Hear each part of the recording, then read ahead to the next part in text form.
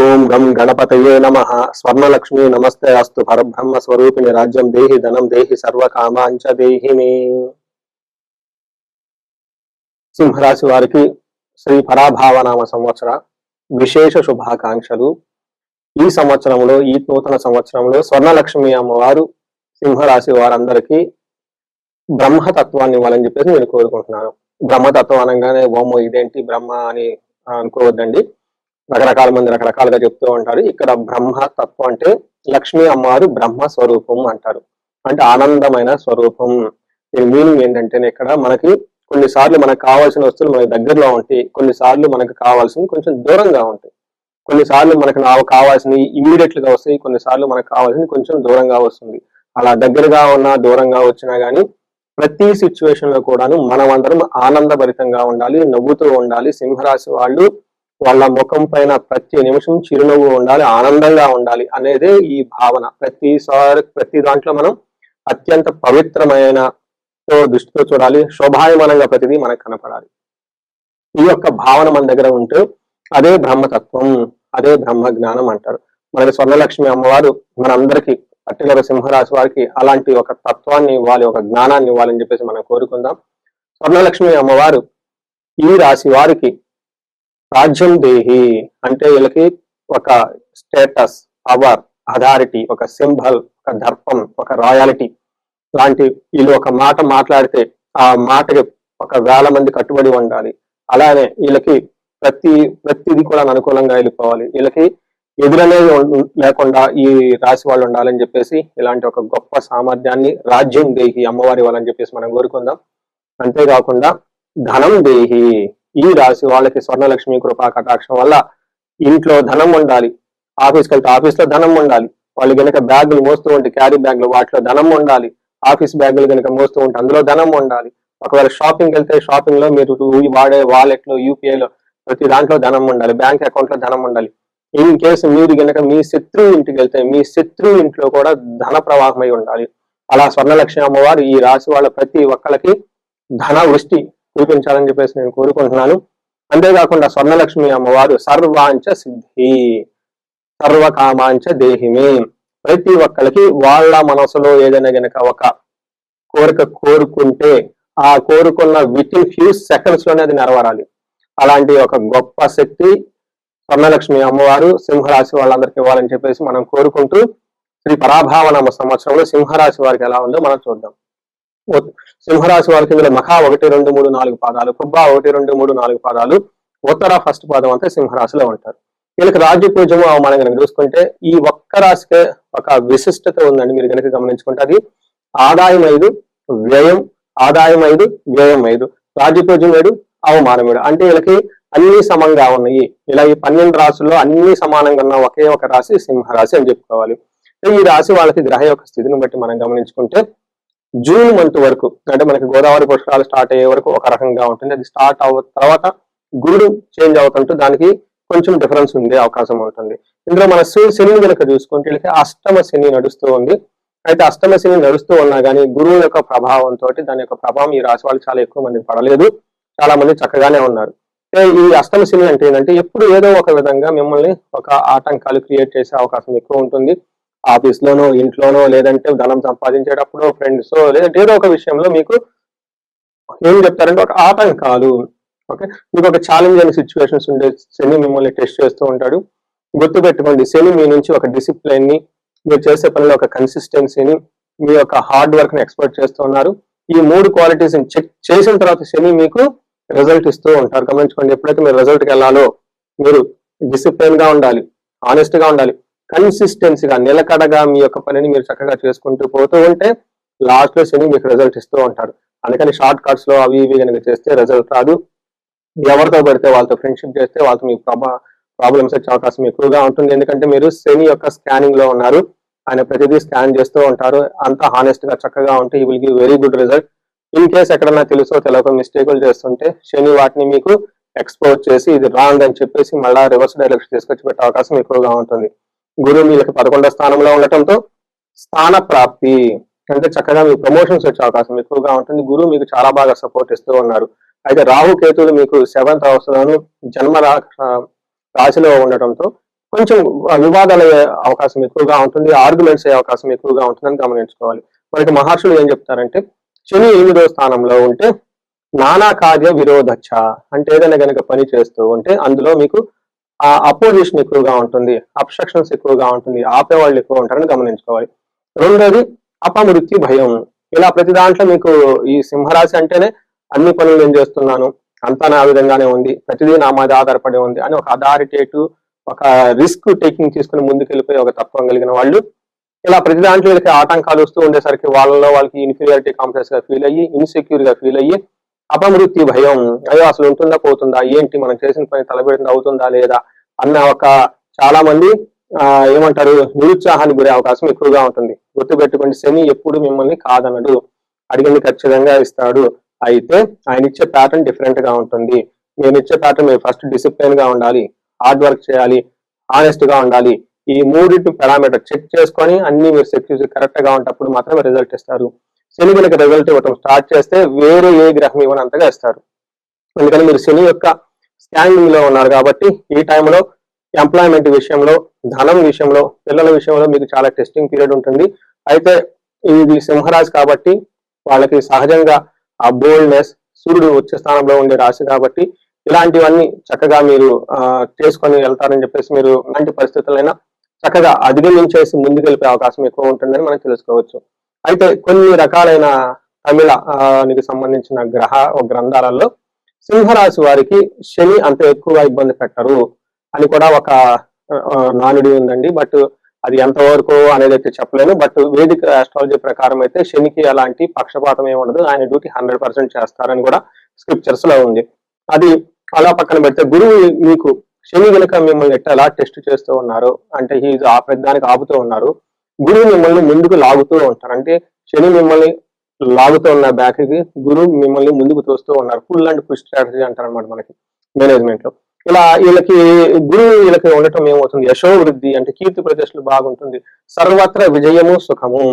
So మీకు ఇప్పటి వరకు లాస్ట్ మే నుంచి రేపు వచ్చే జూన్ వరకు కూడాను ఈ సర్వత్ర విజయం సుఖము, ఎన్ని ఇబ్బందులు ఉన్నా కానీ ఫైనల్ గా మీరు సక్సెస్ అందుకుంటారు. శత్రునాశాంత, మీకు శత్రులు అనేవాళ్ళు ఎవరో ఉండరు. ధర్మ సిద్ధి అంటే ఈ టైంలో మీకు మంత్ర సిద్ధి అంటారు. అంటే ఏదైనా కనుక మీరు ఒక మంత్రం జపించిన, లలిత సహస్రం కానివ్వండి, విష్ణు సహస్రం కానివ్వండి, ఎన్ని మంత్రాలు మనకి శ్రీ విద్యా ఉపాసకులు ఎంతో మంది ఉన్నారు. అలా కొంత గాయత్రి మంత్రం జపించే వాళ్ళు ఉన్నారు, హరే రామ హరే కృష్ణ మంత్రం మూల మంత్రం జపించే వాళ్ళు ఉన్నారు.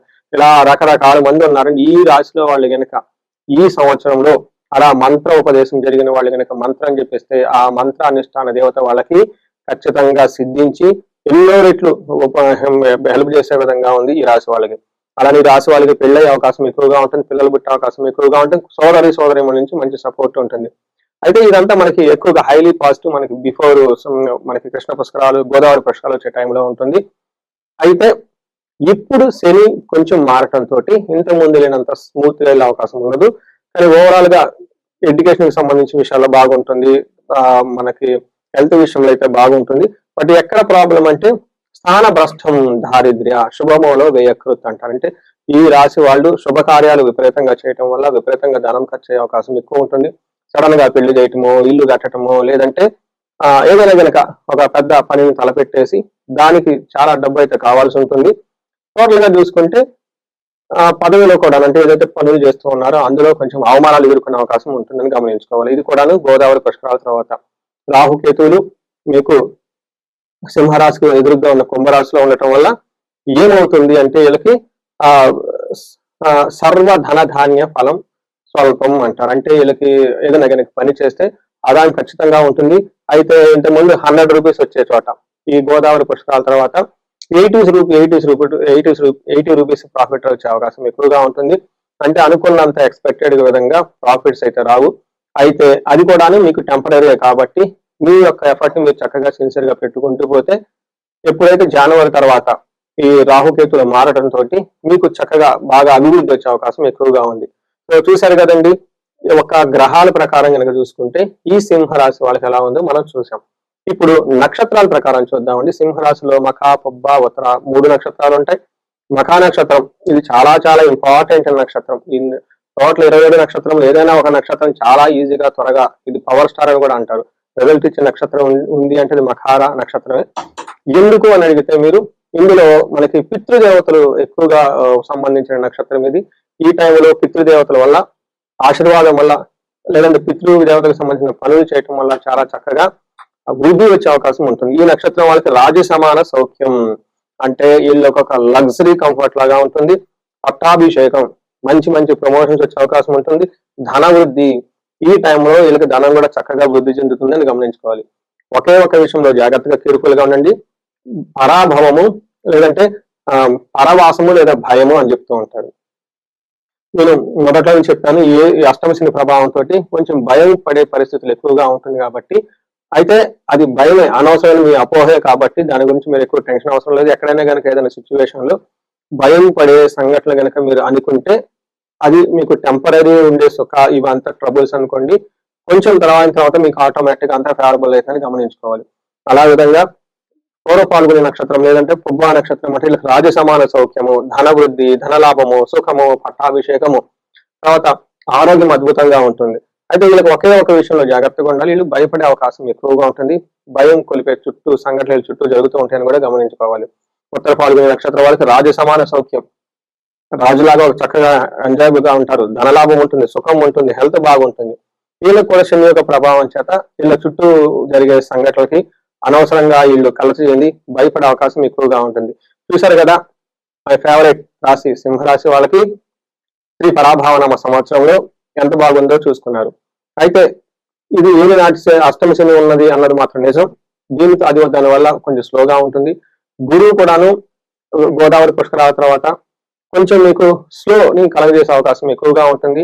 ఈ టైంలో పర్టికులర్ గా జూన్ ఆగస్టు తర్వాత అక్కడ నుంచి ఒక ఫస్ట్ 6 months కొంచెం మీరు ప్రతి విషయంలో స్లోగా ఉంటే చాలా బెటర్. దూకుడుగా వెళ్లకుండా, నచ్చిన వాళ్ళతో ఎవరు పడితే వాళ్ళతో పరిచయాలు పెంచుకోకుండా, ఎక్కడ పడితే అక్కడ డబ్బులు ఇన్వెస్ట్ చేయకుండా ఒక ముందుగా బ్లైండ్ గా వెళ్ళి తప్పు చేయొద్దు. రీసెంట్ గా నేను ఉదయం ఈ కంటెంట్ ప్రిపేర్ అవుతున్న టైంలో కూడాను అమెరికా నుంచి ఒక బిజినెస్ మ్యాన్ ఫోన్ చేశారు నాకు. వాళ్ళని కూడాను ఈ సింహరాశిలోనే ఉంది.